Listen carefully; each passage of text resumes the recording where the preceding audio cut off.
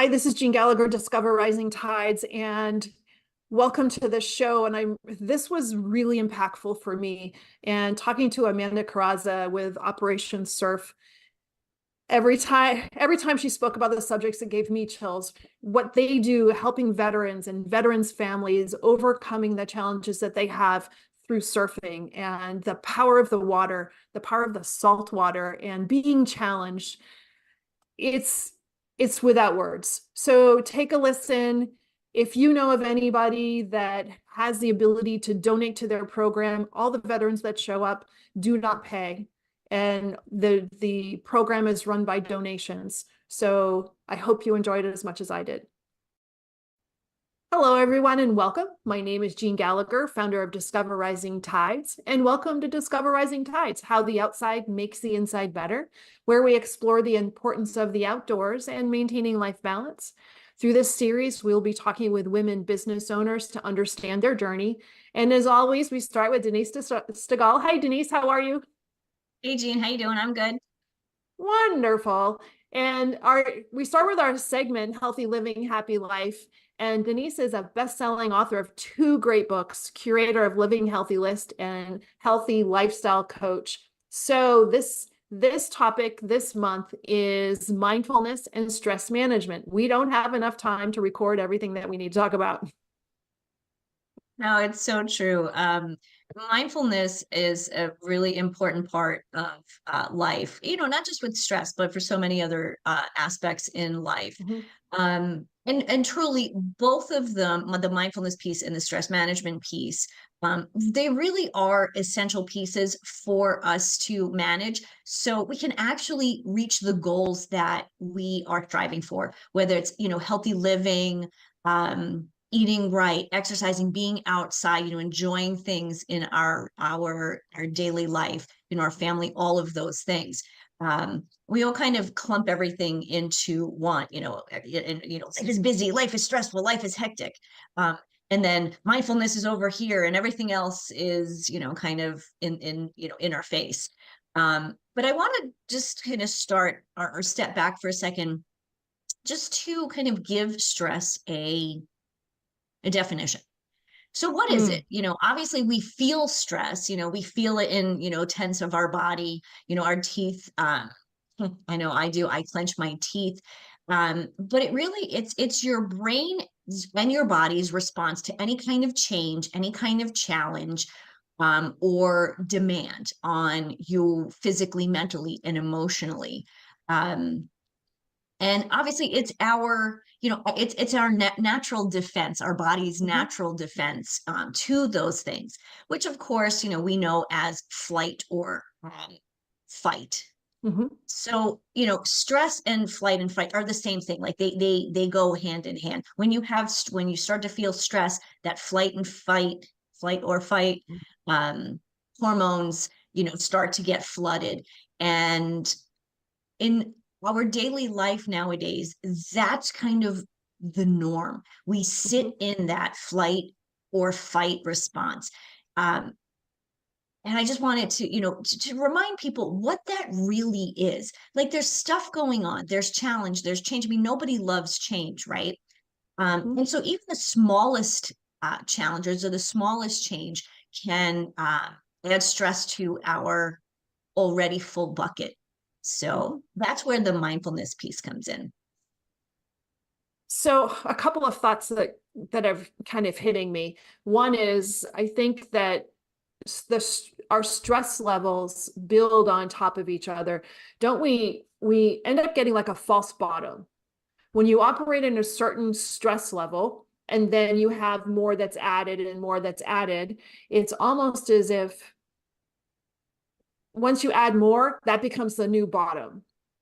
And then all of a sudden it just topples, and you just don't remember what it was like not to have it. But then sometimes you almost need it to function more, which the need is in quotes, I think. It's really strange how that works, and you're developing this level of need for stress, for motivation, and it's just this catch-22. Yes. Now, there's different types of stress. Like you said, like we said, that stress, that accumulated stress. And you're right. If we don't manage the stress, so here we are, this is where our stress is today. If we don't manage that and something else happens, right, we're just adding to it. And that's the kind of stress that's dangerous type of stress. Mm-hmm. That's the type of stress that is your blood pressure starts to rise, your heart rate starts to rise, blood sugar levels, and not just rise and then go back down. They just continue to rise until those levels actually lead to both physical, emotional, and mental distress. Mm-hmm. So you're Mm-hmm. right. That's the bad type of stress. But yes, stress can be a good thing. For, like you said, for motivation.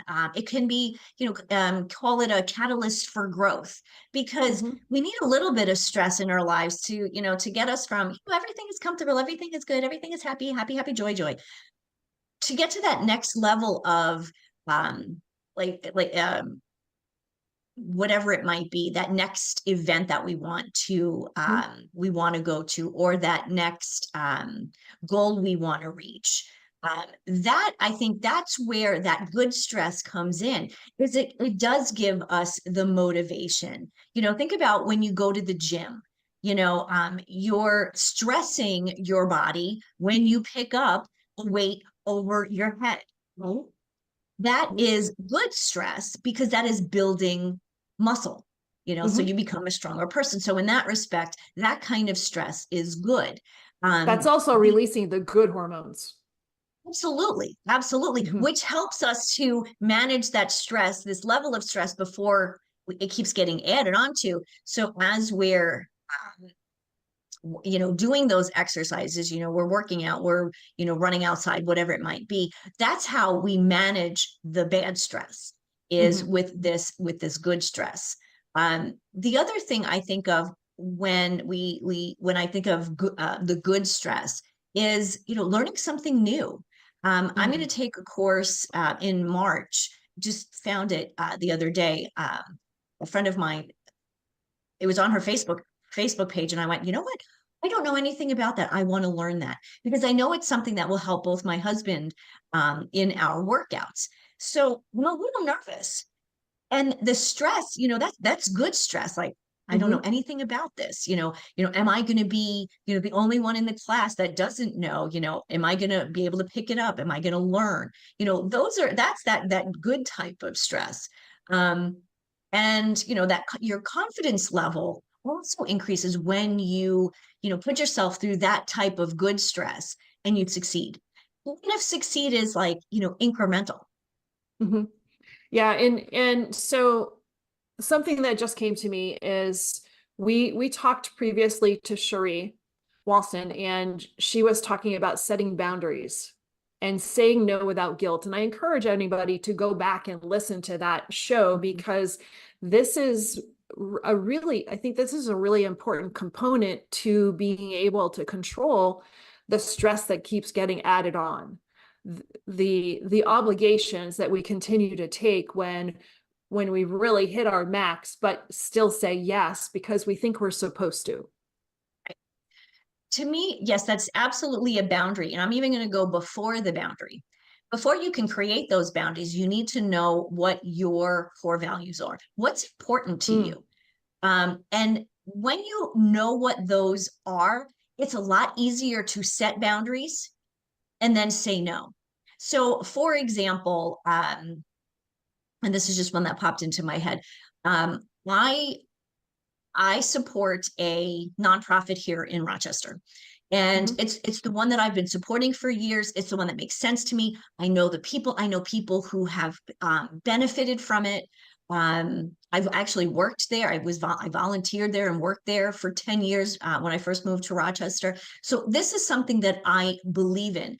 And that, to me, is, my one of my core values is to support, that this organization.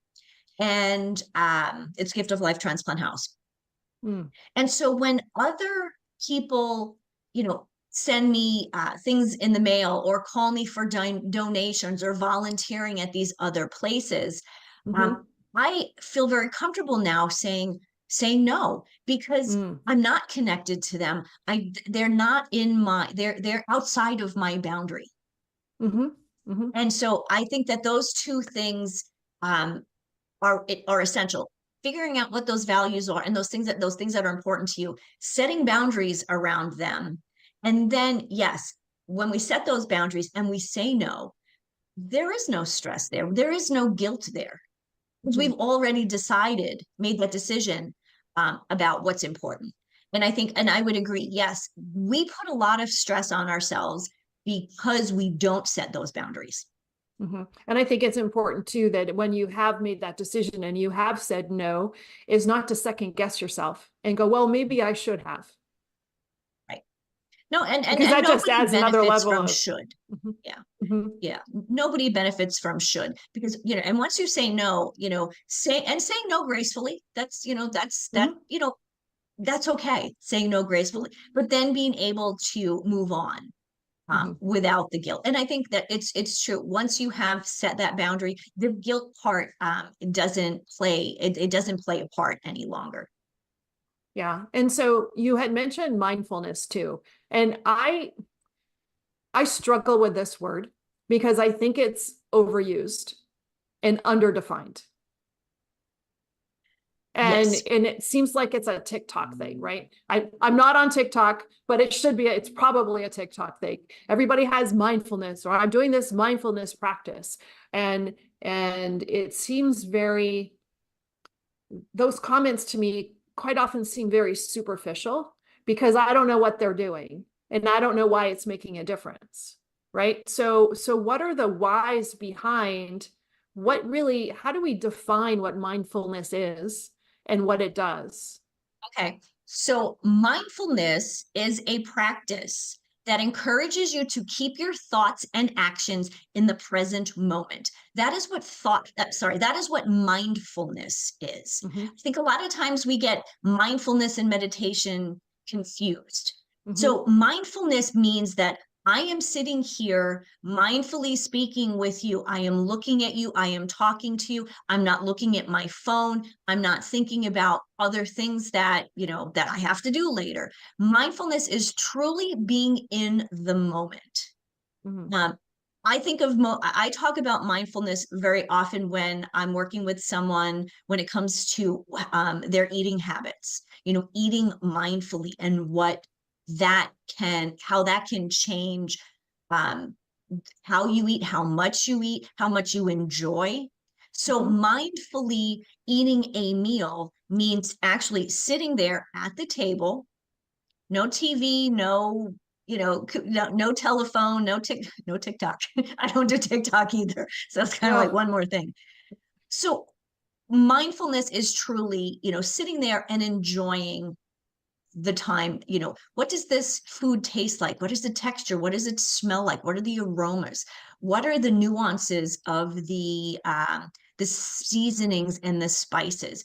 And really tasting food when Mm. you're having a conversation, having coffee with someone, being engaged in the conversation and not thinking ahead. Oh, as you're speaking, I'm not thinking, well, this is what I'm going to say next.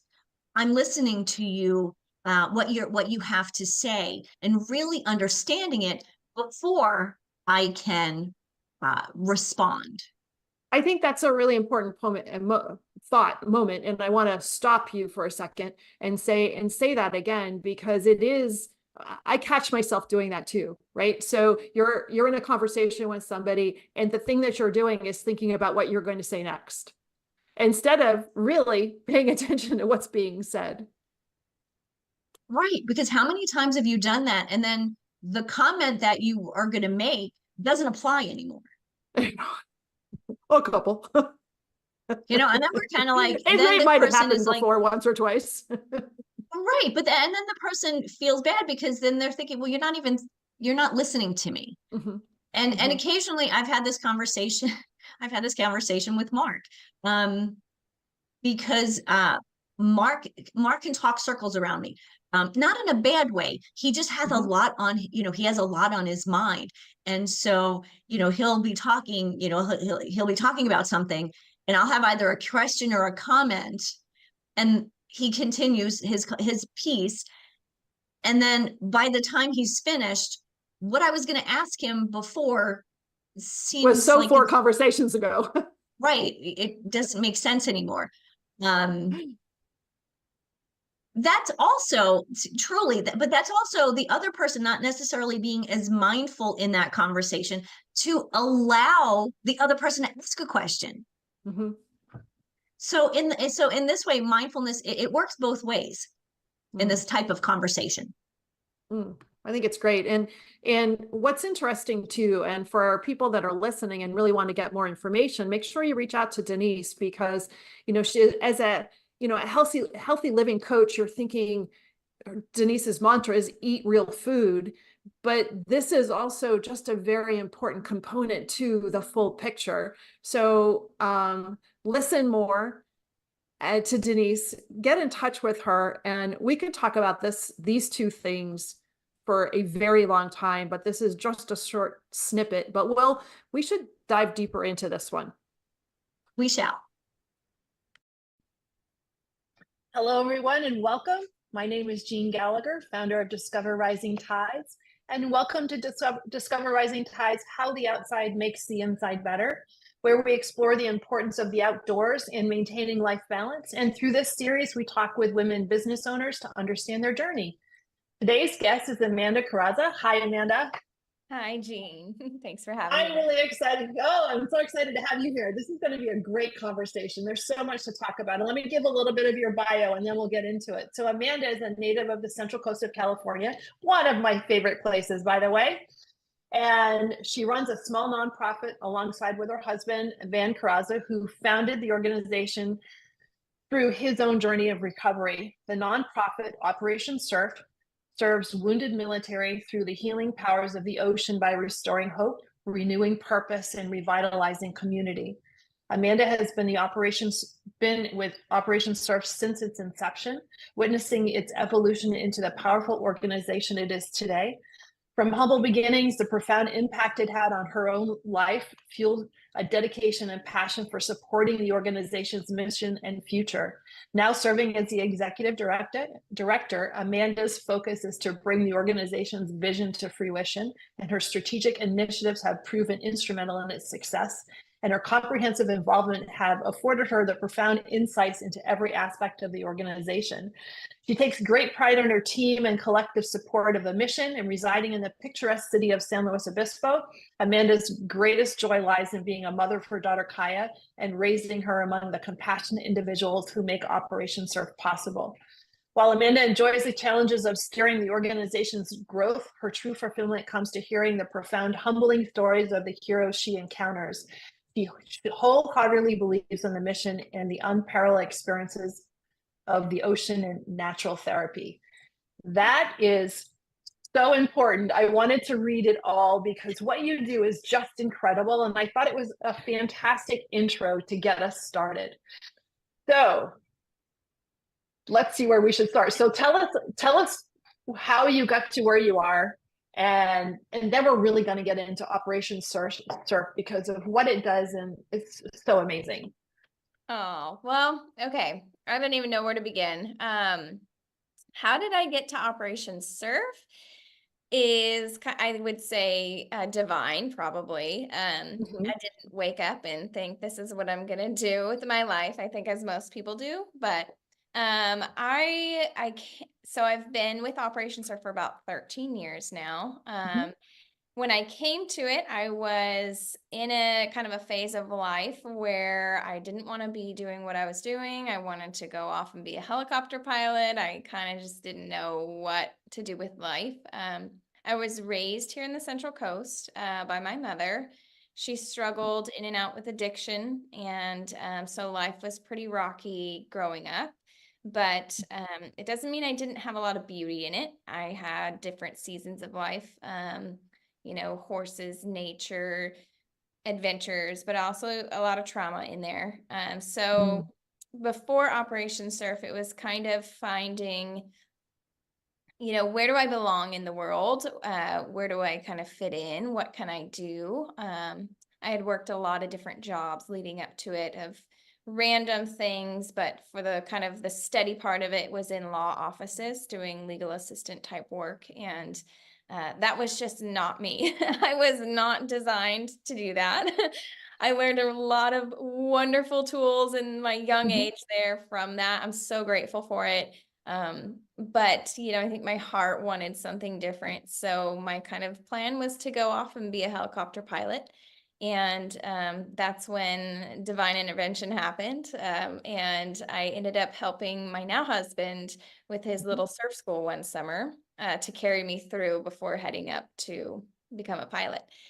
And while I was there helping him, he had this thing happening, and he was putting together this surfing program for wounded military guys coming from a hospital. And he was trying to do it with another couple helping him, and I just said, well, I can help you organize this. You need some help organizing stuff. I've got some tools. I'll help you. And we put it together, and then I got to experience it. And it completely just blew my mind and changed my world. And getting to meet people who are walking through massive challenges like losing their legs or spinal injuries or, just unimaginable life-altering experiences, and watching them overcome something and find joy and have fun and get to just see the insides of their world where, they're not helpless and they really can do a lot.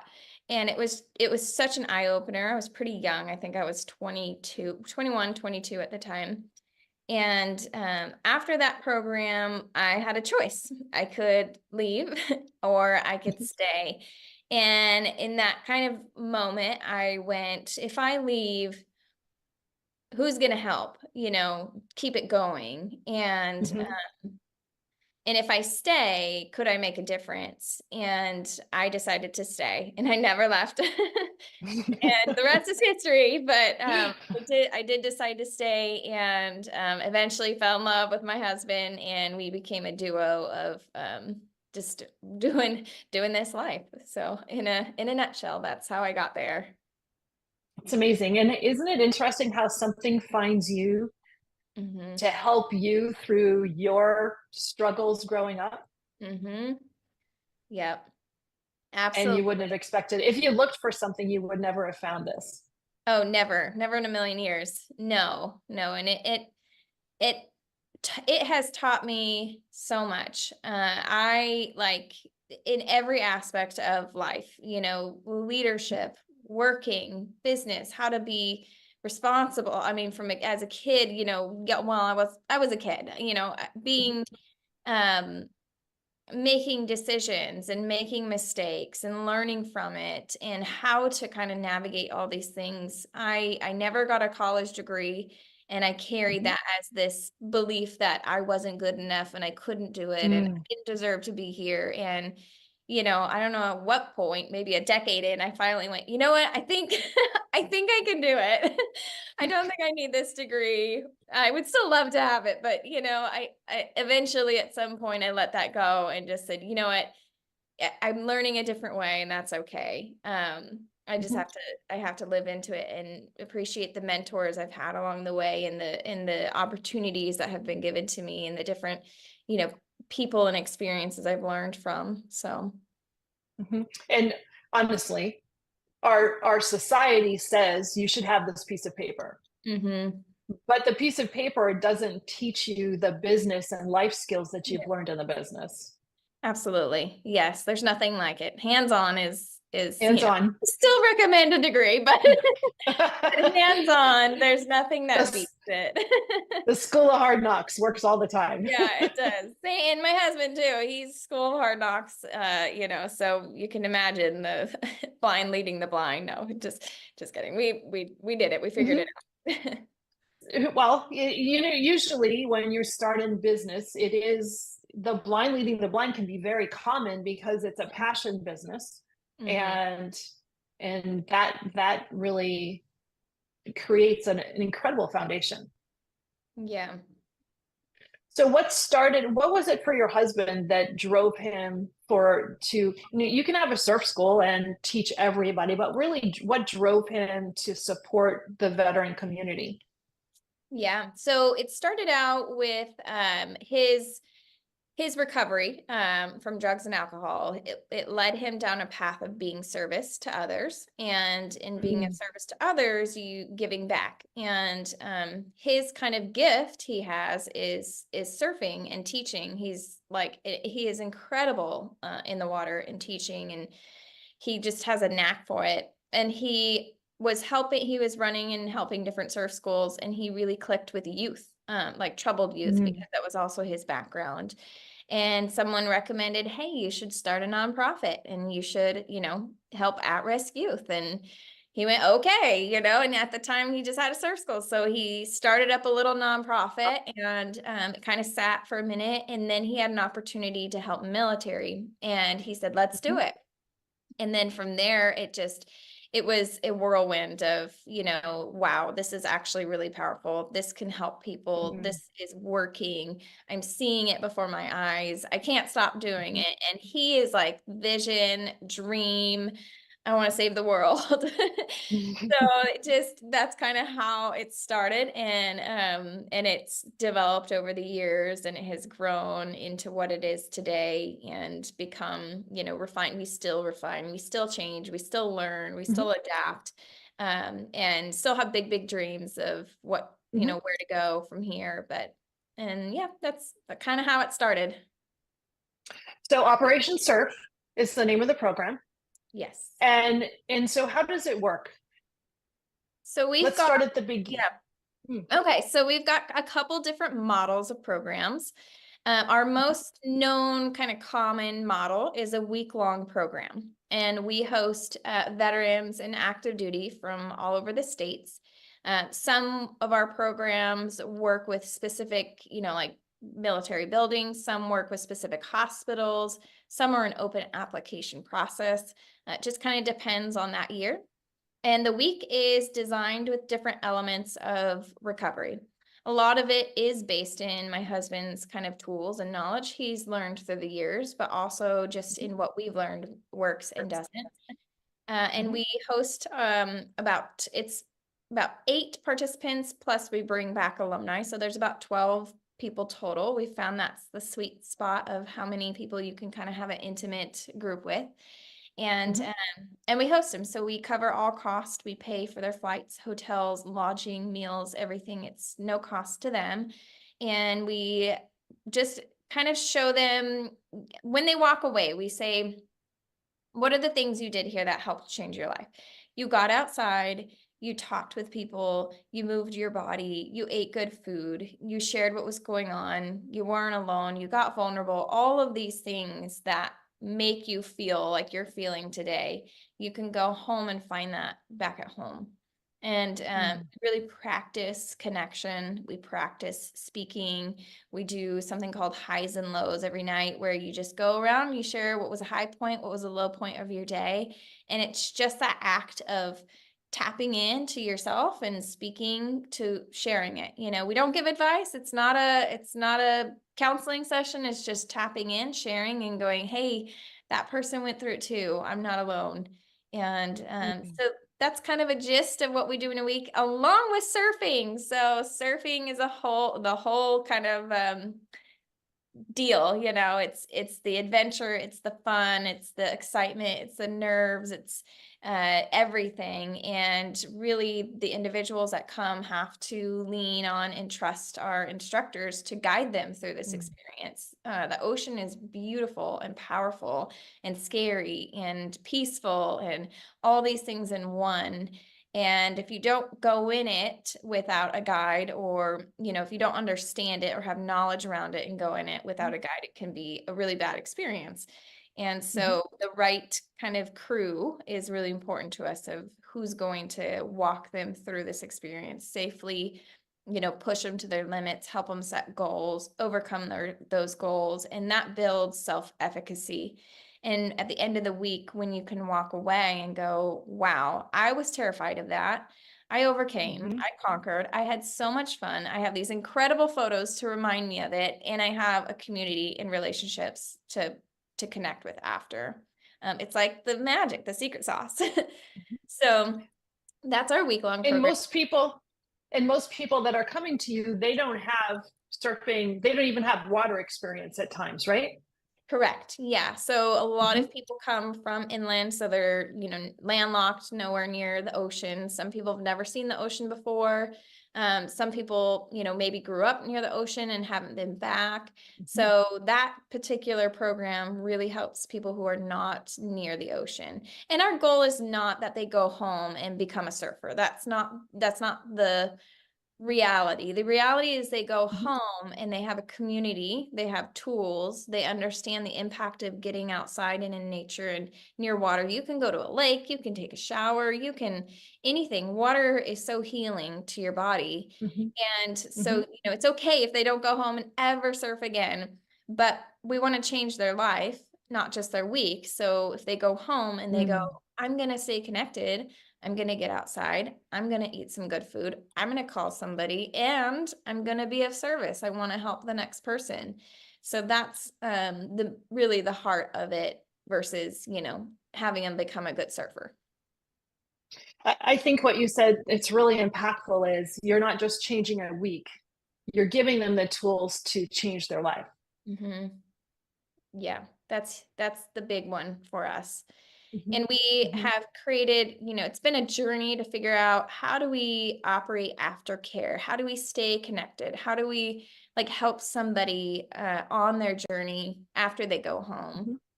Because everybody wants to come back, and if we had millions and millions of dollars, they could come back every day. But, it's with the resources limited, how Mhm. can we create it to where they can stay connected even back home? So we've created what we call the canteen. It's our online program, and we connect with them every Monday. We have coffee with the team over a Zoom call. So our alumni from all over get to connect. We'll do topics, we'll do check-ins, we'll do, whatever kind of we feel like if somebody's having a hard time, we rally around them and support them and keep that connection going. And we do it again on Thursday nights. We do like a highs and lows so people can connect at night, just like they did during the program, and check in. And then we created alumni opportunities for them to come back and be something called a veteran support. They can come back to a program and they can walk the next veteran through the program. So sharing their experience, kind of just being that guide, being that support, peer-to-peer is huge. When someone can say, I understand what you've been through and I've been through it too, here's what I did to move out of it, it's way more powerful than us who, are civilians, Mm. have been through that. So Absolutely. And so when you have the 12, 12 people a week, how many crew supports that? So it's a pretty big crew. I would say we're, like a pod of about 20 to 25. We've got Mhm. each, we've got surf instructors, which kind of pair up with the crew. And we got water support, lifeguards. We've got our staff. So we've got our, our communications, our logistics, our, everything. So it's a crew. There's about 25 of us that mob around as a little pod, we call it, a family, really.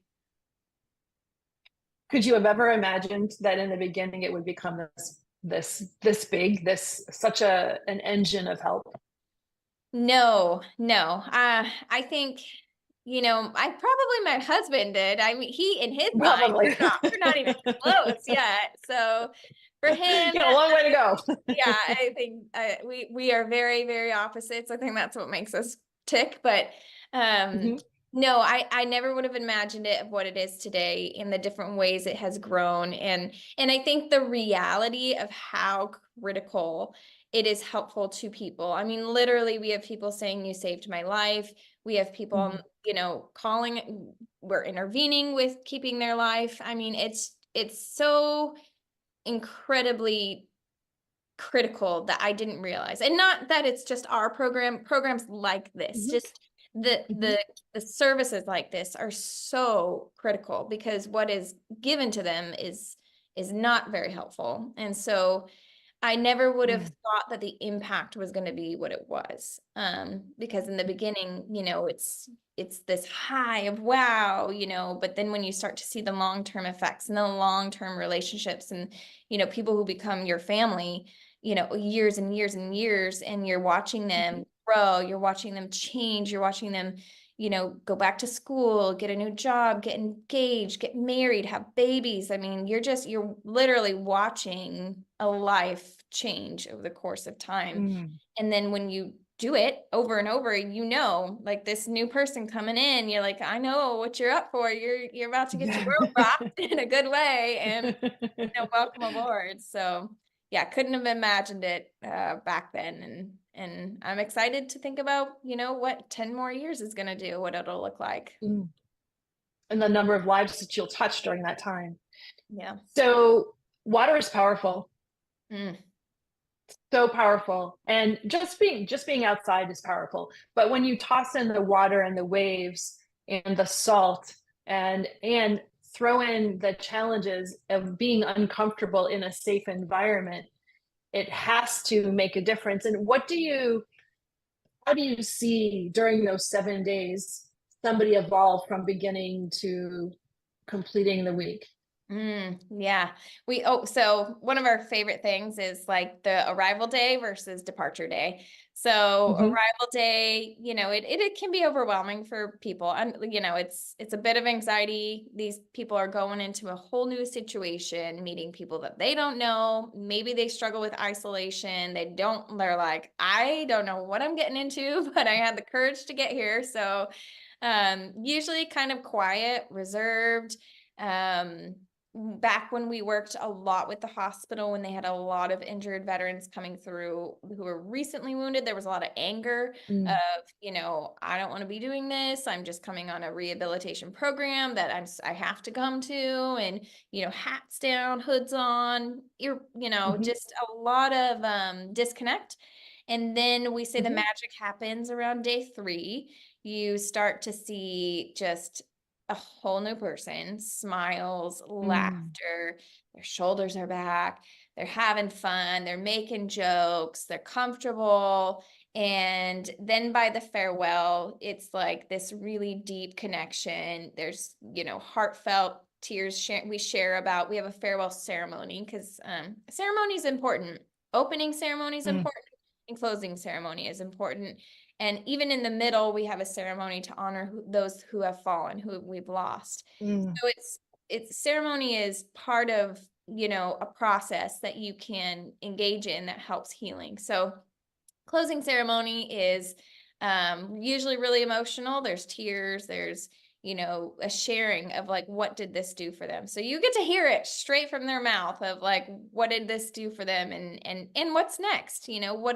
What is Mhm. next when they go home? Because going home is a crash. It's, you go on a high, Mhm.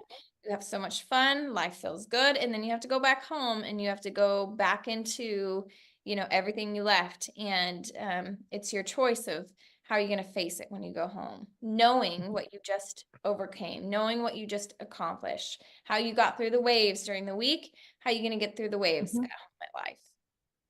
Mm.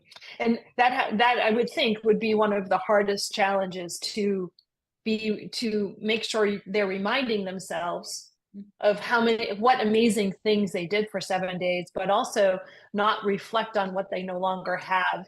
Mhm. Yeah. That and how important it is for you all to create the connections for after. You're creating a community, but you're also creating a way for them to stay connected Mhm. and to continually remind themselves why they need to con- have hope. Mhm. Yeah. Yep, we do something called a board. We call it the boardroom, and we do a Mhm. Zoom call prior to them coming, so that it breaks the ice. They get to kind of meet the individuals, meet the crew, and then we do a boardroom call about a week and a half post program to make sure we're checking in. Mhm. How's it going? And it's mandatory. It's part of the program. They commit to it. So, and usually a lot of them just jump straight into the camp platform and stay connected. And we have a big group. We have group Mhm. chats. I mean, we've tried We've tried everything to stay connected, and everybody learns different ways. Everybody communicates different ways. So group chats and Facebook groups and, you know, Zoom calls, all the ways we can stay connected. It's important. It's important. We had a study done on us, and I think it wrapped up in 2019. I could be totally wrong, but it was about a 3-year study by Dr. Russell Crawford, and he studied the effects of ocean therapy on veterans with PTSD, post-traumatic stress disorder. And he did it all on our program, on all of our participants. So they did a study. It was before they came. They answered all these different kind of surveys. Immediately after they left the program, and then 30 days post-program. So we could see kind of where were they marking prior, where are they marking right after, and then where were they marking 30 days later. And one of the remarkable things was the self-efficacy. Even 30 days, it obviously rose during the week, but then 30 days later, it was high still. So the way he explained it was, you know, self-efficacy is this kind of a feeling of, instead of the world is happening to me, I'm happening in my world, you know, and so that gives them the confidence and the kind of this boost to go home and get the resources they need. If they need to go do therapies or, you know, kind of face those challenges back home, it's like a shot of it, you know, here's some self-efficacy to go home and get through and get started on a path. So it gives, you know, the hope is that they can take that high, even if there's a crash, and they can still, you know, sail with it. Do you find that the participants for that any particular week stay in contact with each other to support each other through too? Yes, a whole lot stay in contact. So we that's the whole kind of vision that Van foresees, is the wider we create this net of people supporting people, the bigger it's going to spread, and it won't fall back on just, you know, 4 staff people to be the support people. You know, we can't, it doesn't function that way. It's the community helping the community. And each other helping each other. And not only does that help the individual, but I heard a saying, it's, you know, the individual supports the community, and then the community supports the individual. So it's this relationship of you give in and you get back. And some people choose to, you know, go on, you know, some people don't stay connected, and that's okay too. We've had to like learn that, you know, hey, you can't force people to stay connected. You may have been impactful in that moment, and maybe that's all they needed, and they're still going, you know, or maybe somebody, you can't force somebody to change their life or to make different choices. You can only stand strong and be a pillar for them. And if they need it, maybe in a year or in a month or in a week, you're always there as a constant. To reach out. Yeah, and I would also think too, if they're experiencing the same highs and lows during the week and the same challenges and overcoming the challenges and hearing each other share, it creates a bond that's been missing after service, because there's a bond that happens during service. And then this is filling some of that gap in a very positive way. Yes, absolutely. Yep. Family is, we call it a family because it's like a little family that forms, and then they get to be part of the big, you know, family once they become alumni. So it's a huge network they get to be adopted in. And yeah, and they've all been through this, you know, the hard times, and they understand it. And then they've all been able to experience this amazing experience together. So then they have that to connect on, and it's really beautiful to see. It's such an honor to see, really. So something I really want to focus on is, and you said it quickly as we're going through, but I want people to hear this and understand how can they help this community as well, because what you're saying is that these 12 people that are showing up for the week adventure and learning and process are showing up at no cost, including travel. So somebody has to pay the bill. Yes. Yes. How does that happen? Yes. Because it's not Amanda paying the bill. Yeah. So it's about $5,000 per participant. So we have a lot of different models of how we raise the money for these individuals. We have corporate sponsorship. So if a business wants to sponsor, they can, do a trade where we put their logo on our rash guard and they get exposure as well. And it's a fun way for businesses to get involved. Usually businesses that sponsor will also come and volunteer. So they get to see firsthand, their team gets to come and see what their company is, doing and making an impact with. We write grants. So if you have a grant, or if you know somebody or know of a grant that you think would be a good fit for us, we're always exploring different grant opportunities. Foundations are incredible. They are our biggest source of support, and finding foundations that believe in our mission and want to get involved with our mission and building those long-term relationships are so critical to our growth. And then we sell merchandise. It's a small income, but you can always buy some merch on our website, operationsurf.org. And then the last kind of avenue of income is we do fundraising events. So we'll host golf tournaments or fun runs, things like that. So, participating in those always helps helps boost our income. But online, anybody can donate on our website at operationsurf.org. Every single dollar is impactful. It helps the mission.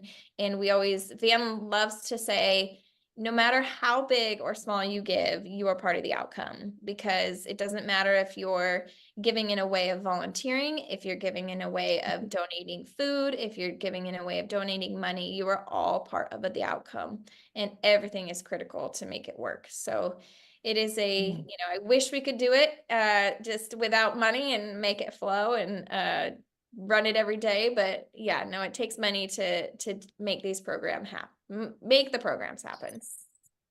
Well, otherwise you would have to require that the participants pay something, and then that would exclude quite often the people that need it the most. Correct. Yes. Yeah, absolutely. Yeah. We decided early on in the nonprofit that would be one factor, is it's always going to be free. Always going to be free. Yeah. We have one thing we do want to develop is alumni retreats, where they can help, they can help fund it if they want to go on a retreat together, but that's a different story. But for our programs, for participants, they are all free. Just amazing. And so where does this happen? We operate in San Luis Obispo, California, so beautiful little Avila Beach, and in all of our kind of coastal oceans around here, from Morro Bay, Cayucas, to Pismo, to Avila. That's our main hub. And we also operate up in Santa Cruz, California, up north a little bit. And we've been all over. So we've done programs in Florida, we've done them in Huntington Beach, California, and we've done them over in England. Cornwall, England. So, we'd like to be everywhere, but for now, the main kind of hubs are San Luis Obispo and Santa Cruz. And how often do you run these camps? We, right now, we're running, it's a little bit seasonal. So instead of like every other month or every month, we kind of do more in the fall. We run a local program during the summertime, which is a 3-month program for local veterans, and which is a whole nother topic. But in the springtime, we've got a couple going on. So, it really depends, but usually every month we've either got a program or a fundraiser or something happening.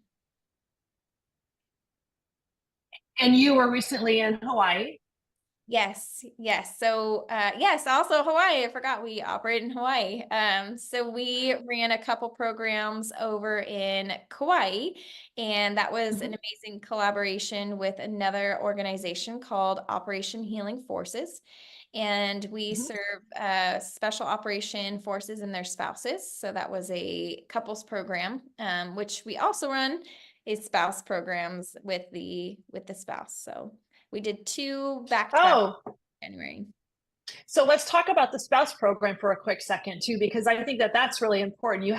If you have the individual, half of the relationship show up for this incredible experience and then go home, the spouse that wasn't involved doesn't necessarily have a tangible way to understand what really happened and what breakthroughs might have happened. Yes. Yep. Exactly. So, a couple of our programs are designed to be couples programs. So yes, the spouse comes and they get to, experience reprieve, relaxation. They get to connect with their couple. The focus is different. Instead of connecting as a large group, it's to host an environment where the couples get to connect with each other and the spouses get to connect with, other spouses who have been through it. But I love those because I get to take the women on a Women's Day and just kind of give them some different tools, things that have helped me in my healing journey, and just get to watch them go, you know what? You don't have to worry about cooking. You don't have to worry about cleaning. You don't have to worry about laundry. Like, you don't have to make any decisions while you're here. You get to just show up and we'll take care of the rest. And that alone is a huge just breath for them, because it's usually the spouse that is carrying the weight of everything, the home, the trauma, it's the spouse is the rock. And if you can support that, then you are directly supporting the veteran. I was wondering that too, how much responsibility of day-to-day life and just creating either a safe environment for the veterans, and what the responsibilities of the spouse or the family members that are home to try to provide hope or try to stimulate that hope process, and without necessarily the tools that are needed. Yeah. Because there's not a lot of well, I don't know this. I'm assuming that there are not a lot of resources for spouses in this environment. Is that correct? Correct. Yes. Yeah. Well, and the resources I think that are available are not maybe exactly what is needed. It's not as they need joy, they need fun, they need relaxation, they need to be reminded how important they are, and they need to be reminded that even though you're not in the shoes of your, active duty or veteran, like, you are just as important. So it's critical. Yeah. And for the spouse to be able to see the transformation that happens. Yes, that is huge. Yeah, they get to see their spouse smile, relax, do something, they get to see it. A lot of them have said, like, I'm seeing my husband and I'm reminded why, I married them, and why, it's the joy in them again that I haven't seen in a long time. I haven't seen him smile this much in so long. And and it finally we can do something together that's fun. And it's definitely and then on the other hand, the military individual, whether it's male or female, they get to see their spouse, having fun and doing something and enjoying themselves. It's both ways that they get to see each other in that kind of beautiful light. And so how do veterans sign up, or how do you find the veterans to participate? How does that process work? So it's kind of a complicated along a lot of different ways. We work with a couple different groups. So one hospital we work with is the San Antonio Brooke Army Medical Center. So when we work with them, we work with the recreational therapist, and they kind of fill the spots. We say we have this many spots and they fill it. If we're working with like a specific building or unit, they will we'll say we have this many spots, and they will fill it with who they think best fits those spots. If we have an open application process, then usually we have so many applications come in every time. This is where I wish I could like talk to a billionaire and say, we have 80 applications and 4 spots, and all these applications deserve it, and every single person could benefit from this. Can you help us to 80 programs so we can serve everybody?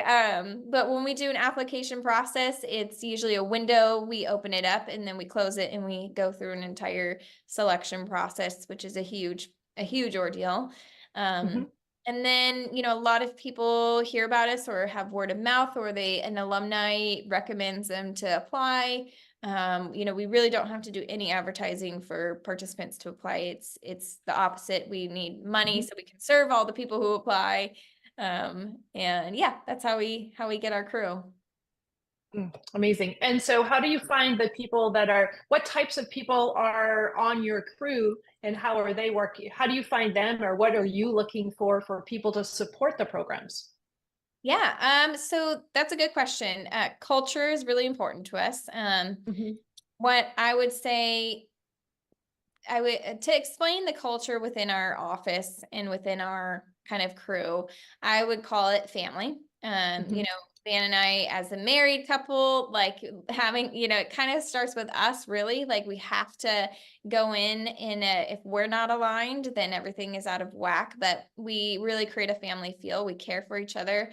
You know, it's important that our crew is actively, you know, working on themselves. Like, are you focused on, you know, healing? Are you looking at the different parts of your life you don't like and addressing it? Vulnerability. Don't shy away from your faults, or don't shy away from your challenges. And, you know, we are not here to be perfect. We are here to be, you know, help each other grow. So that's kind of the atmosphere. You know, kindness, helping, wanting to be of service and giving back. That's an important aspect of the people who come in. And usually that's who we attract. Our volunteers, our board members are all people who want to help, want to give back. Like they've got the mission first in mind, and leaving your ego at the door and wanting to just help change a life.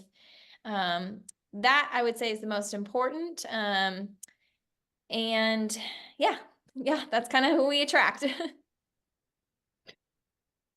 This has been amazing. And your vision and Van's vision and what you do to help people that have served us and to be of service to them is absolutely incredible. And if people want to know more, if they want to donate, or they know somebody with a foundation, or they want to connect you with the larger donations, or even send a smaller one themselves, where do they find you? OperationSurf.org is the fastest way to get connected to us. There's a little tab on there that says donate or get connected. Those emails go straight to my inbox, so you can reach out and get connected. If you want to learn more about us, obviously the website's a great place to look. But we do have a documentary on Netflix called Resurface, and it's a short documentary. It's only about like 30 minutes, but it gives a really good kind of inside view of what we do and hearing the stories from the men and women we serve. So it's you kind of feel like you're there. They did an amazing job. The guys that did it did an amazing job. So that's a fast way to feel like you're in it. And then obviously our social media, Instagram and Facebook, we post a lot there of kind of instant what's happening now. What are we doing? You can see where we're at and get a feel for it. So yeah. Wonderful. Amanda, thank you so much. Thank you for being here, and thank you for sharing, and thank you for everything that you and Van and your crew do to make a difference. Oh, thanks for having me. I appreciate it. Getting the word out like this is also a huge part of it. So thanks for being a part of the outcome. That's right. Thank you. Thank you so much for listening today. Today's show was sponsored by Seaside Solutions, my financial services company. As a business owner, it's easy to be pulled in many different directions, and often taking care of yourself plummets to the bottom of the list. For me, I find myself outside to reground. My time outdoors helps me manage my day more effectively and be more present for my clients. Through this, Discover Rising Tides was born. At Seaside Solutions, we truly believe that education is the foundation of financial wellness. Our primary focus is to provide guidance that is designed to help you achieve your long-term financial goals and visions. Working with a plan allows space for doing more things that you love, like being outside to make the inside better. If I can help you create or realign your plan, or if you would like to be added to my weekly newsletter, please let me know. This week's topic was 5 ways to set more achievable goals. Your referral means the big, beautiful world to me, and if I can help, please let me know. And thank you so much for listening, and see you next time.